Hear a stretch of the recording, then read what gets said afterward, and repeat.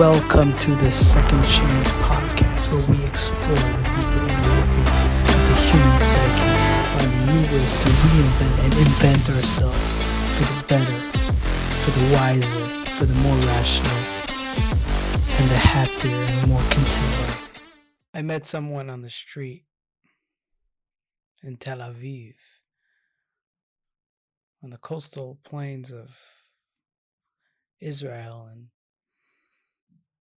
in that space, we were discussing an important topic.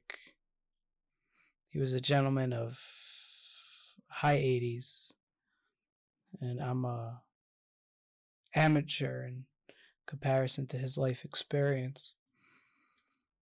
And we got to talking, and I made a judgment case. I told him that he was from Amsterdam, and I told him that it's clear that there's a sense of immorality in Amsterdam based on the prostitution window shopping that's readily available in Amsterdam, and it's commercialized, and it's asking for every tourist to indulge in sexual affairs that don't lead to futuristic love, a lust of sorts, and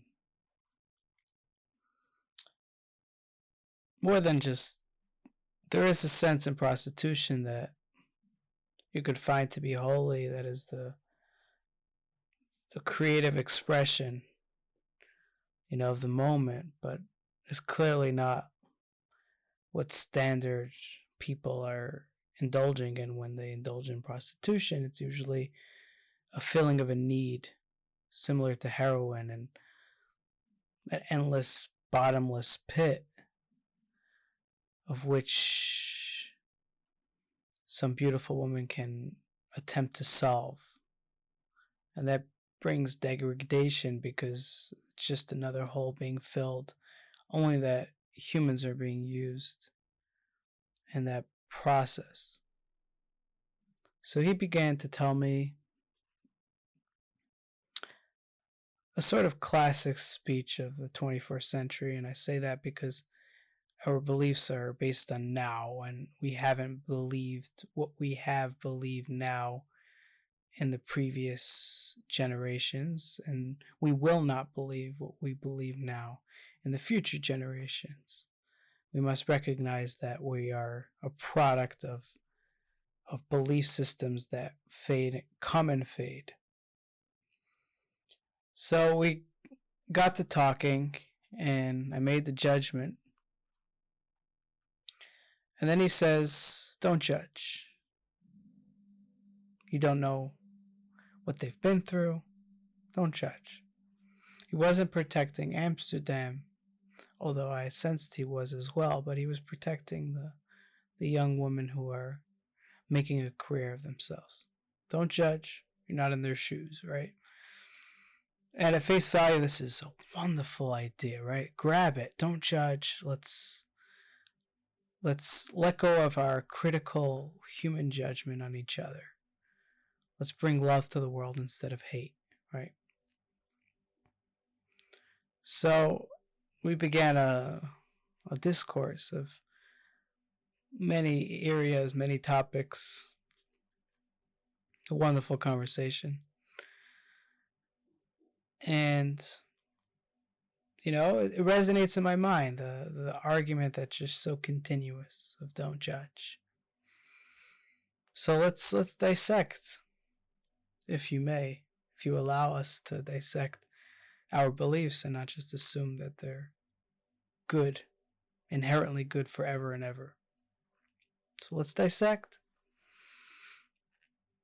Don't judge. Let's take the prostitution in Amsterdam. Don't judge. You don't know what they've been through, right? They could be raising children, a single mom. This is an able living, right? It pays the bills, and so on. Bring compassion instead of judgment and critical animosity. What are we looking for in this argument? Don't judge. We can't just isolate and say it's an ideal in itself, right? There's a bigger ideal than just don't judge. There's something greater than the notion not to judge others. And when you study it deeply, you'll find that the non-judgment, the craving of non-judgment on others and on ourselves, and the craving of love and so on is the unification. It's unity. It's the craving of unity, and it leads to the fabrics of our nature. We are individuals, yet we are deeply integrated within everything that we surround ourselves with.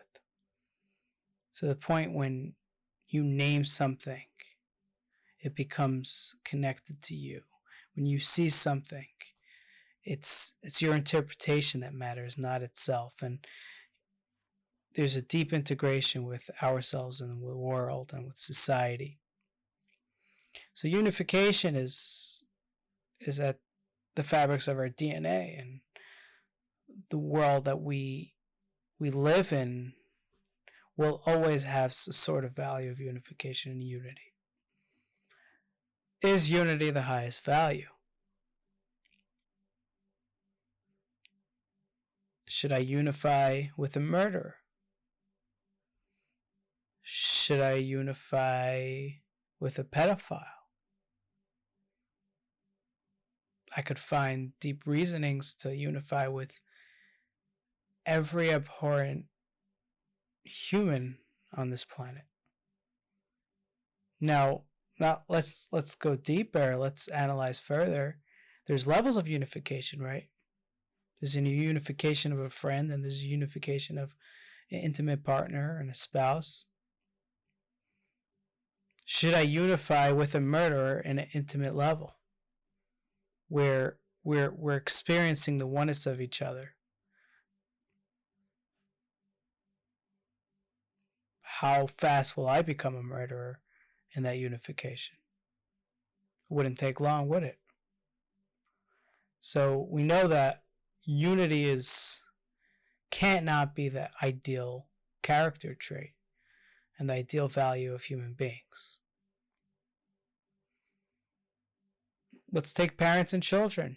Should I unify with my children? Become one with them? What would that give them?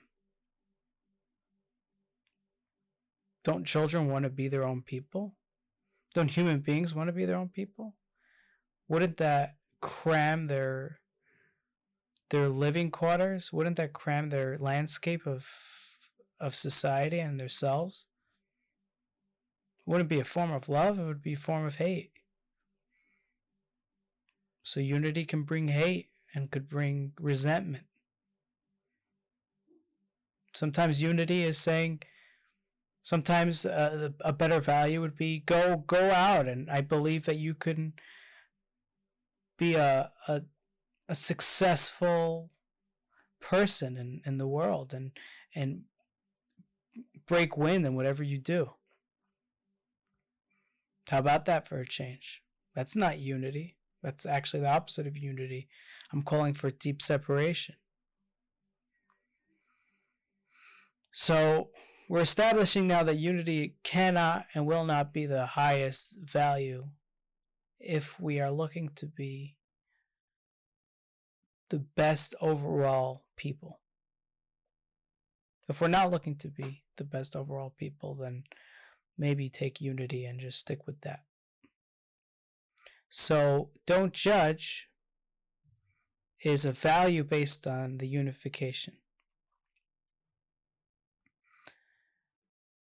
So the prostitute in Amsterdam,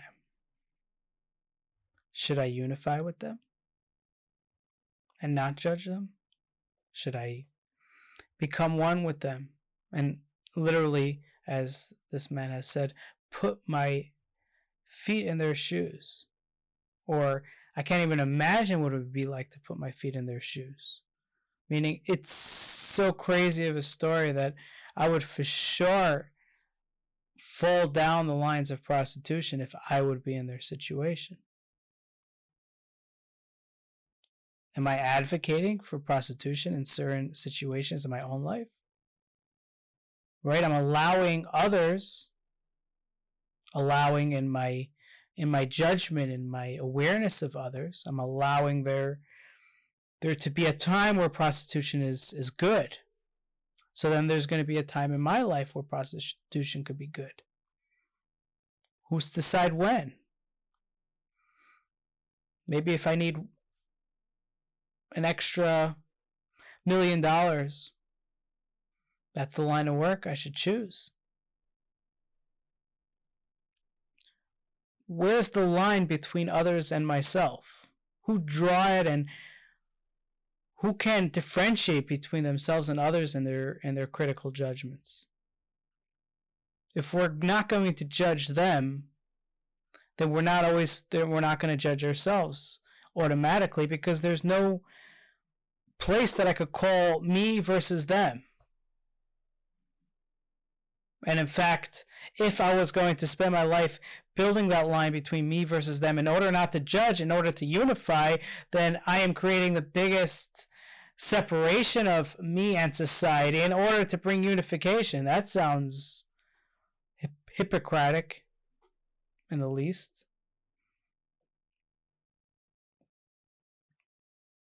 So what would be the moral, what would be the best approach to the experience of the prostitution in Amsterdam that would lead me to the best life possible? Now, if we're not looking at me, we're not looking at my own life, and rather it's a collective life,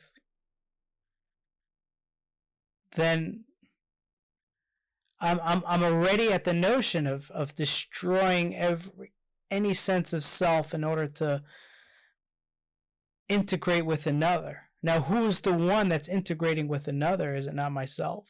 So I'm going to destroy myself and to integrate with another, but there's no one there to show up to integrate with another, because it's already been destroyed in order to integrate. So that's a bad claim.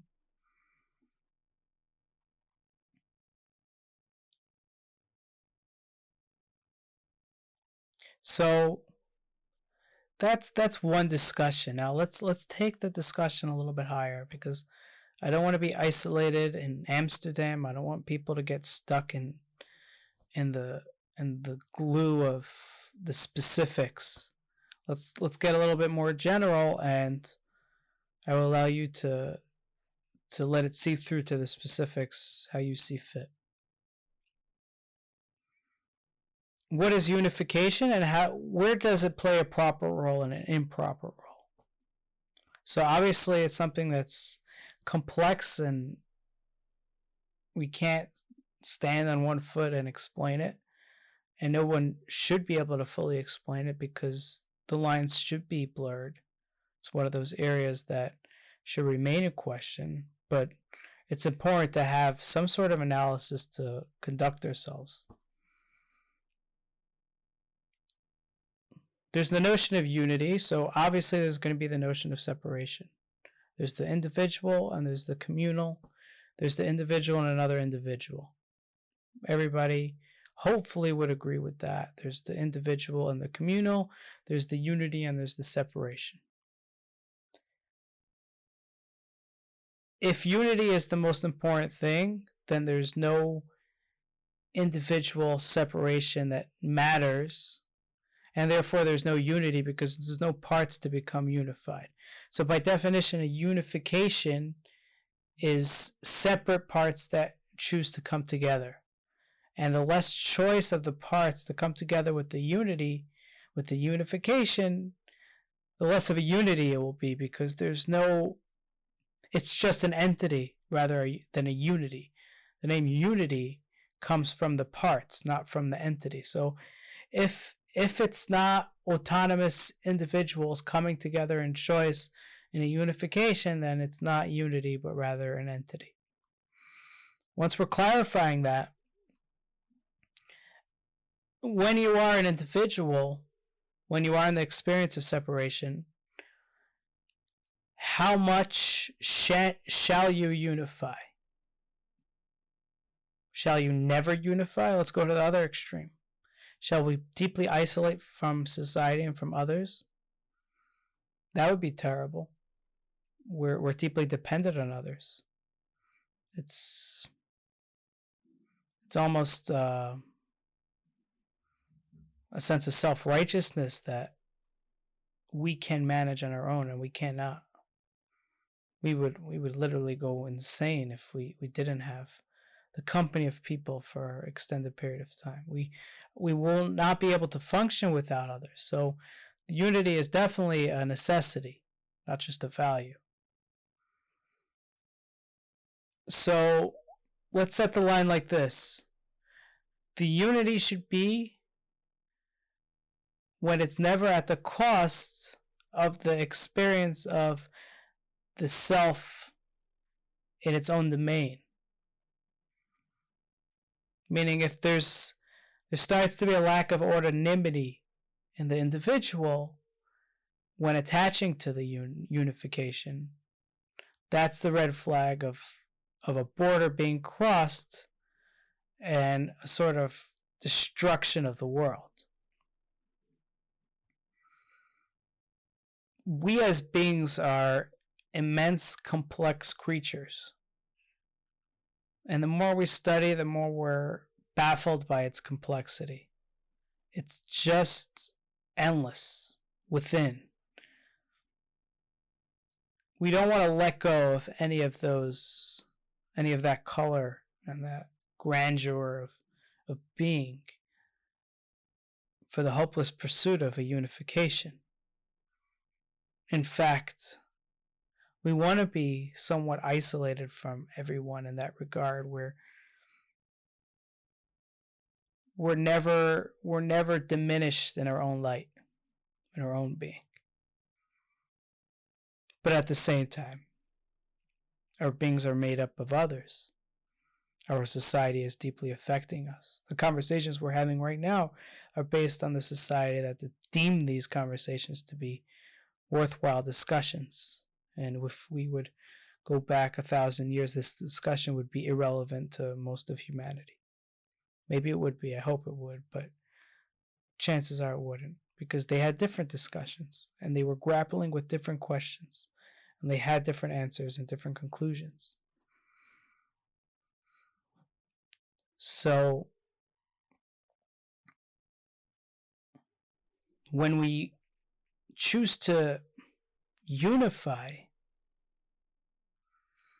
it's within the recognition that we're never going to get that full unification.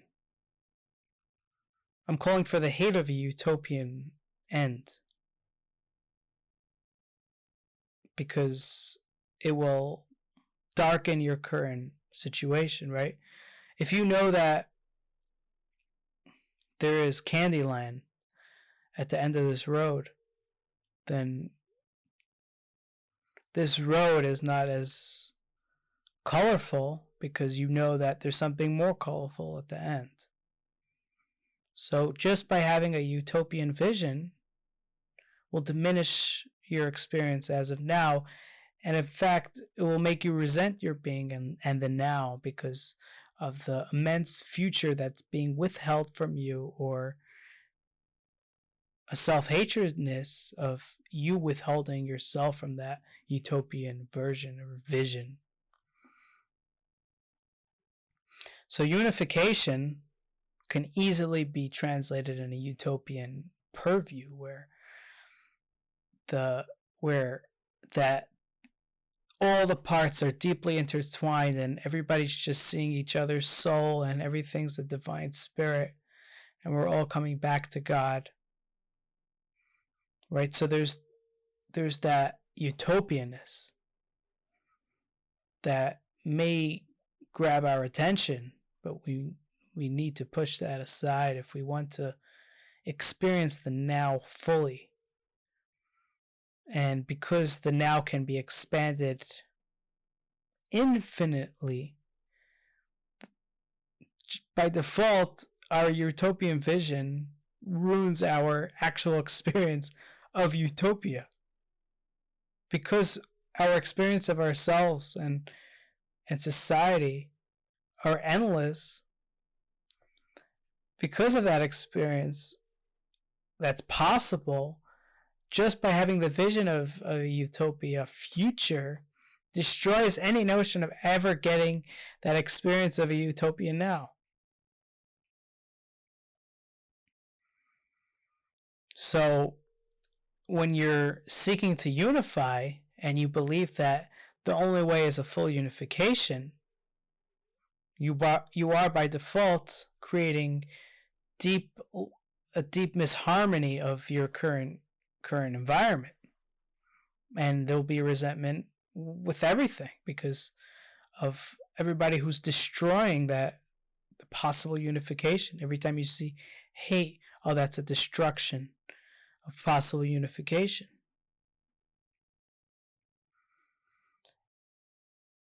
So when you have, but let's balance that with the other extreme, right? The isolation, where, okay, so you're arguing that the being is all that's necessary and it could be expanded infinitely, or we have no knowledge of its end. So why ever waste our time in unification?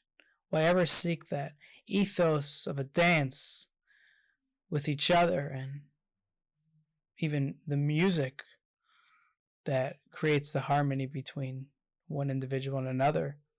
Why ever try to see other people as the human experience that you have in yourself and that deep integration of one with another? Well, because we have to admit that we are part of a whole, right? If the hospital's not running, the sick are not taken care of. If the schools are not running, the children are not educated. If the family unit is not running, society crumbles. If these things fall apart, we fall apart. We are destroyed. We are not educated. We are not healed. And we are not in a position of feeling validated and loved for our existence in a decrepit family unit.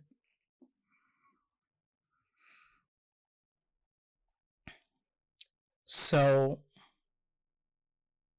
there must be a balance. And so where's that balance in between not avoiding unification versus overly utopian sort of unification? And it's fairly simple in a certain sense, although very complex in its more profound levels. It's unifying with the knowledge that there's an end. I'm going to unify, but I know that it's not going to end. I know that it is going to end, and it's not forever. And I'm going to unify with a certain border in mind, that it goes here and it doesn't go further. I can't have more than this. It's too much. I have myself to tend to and to experience. And for the one who needs to be convinced to unify, well, you're definitely going to want society at your lowest hour. So unify in the neutral hour or your highest hour. And I hope I don't need to argue for being grateful, because without gratitude, without true gratitude to the most giving humans, to yourself, to your being, and in fact the divine as well, without gratitude we don't get to experience our beings properly. Without gratitude we're We're not just missing the thank you, the mannerly thank you.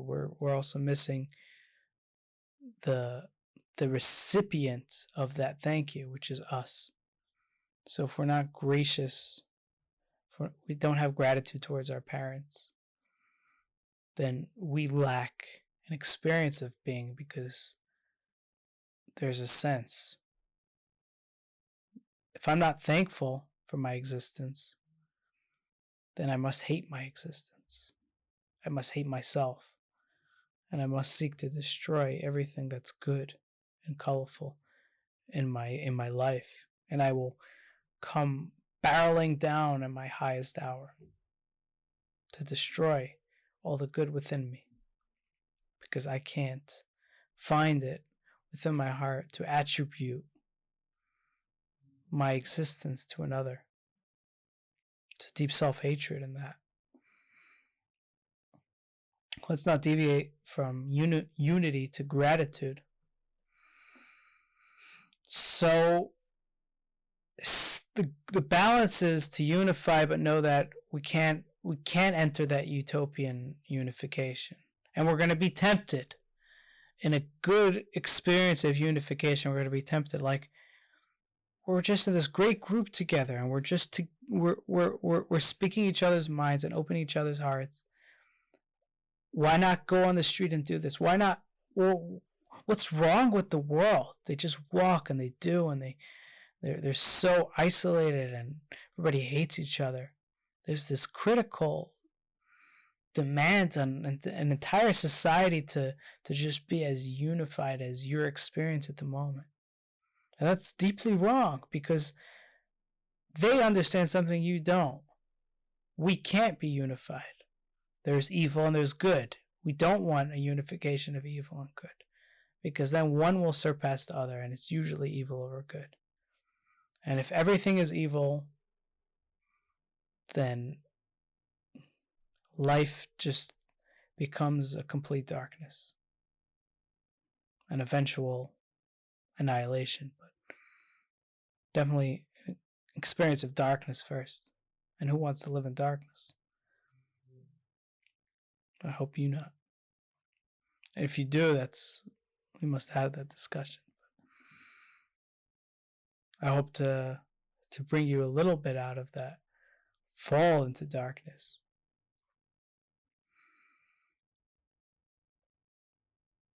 Right, so you're unifying. You're recognizing that there's a limit.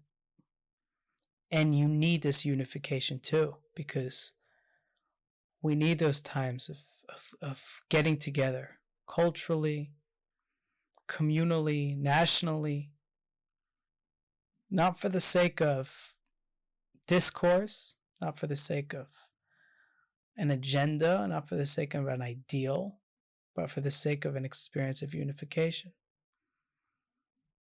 We need to be in that experience. We can't even describe it. We need to tell ourselves we are one. And then at that moment when we're tempted to say we are always one and we're going to be one and the Messiah is coming and everything's going to be perfect, we must tell ourselves, no, we are not one. Because amongst this one, there's evildoers. Amongst this one, there's people that will hamper my light. And even if there's just righteous all around you, you will lose your righteousness just by unifying with other righteousness. It might be righteous because you'll receive their light, but it won't be your light, and it will just lack that little bit of truth that will keep you in a deep vitality of life and direction. So in conclusion, you have the unification, you have the separation, the avoidance of the utopian unification, the abhorrible verses of our Western belief system of don't judge. What a terrible idea. You should definitely judge, but judge well and wisely and carefully without bias. Judge, but judge with tenderly care to truth, despite race and sex and so on. Judge well, judge fairly, judge righteously. Don't take a bribe of some sort of biasness or deception. And learn from that judgment. And I will leave you off with a story. There was a rooftop in a mall, Tel Aviv.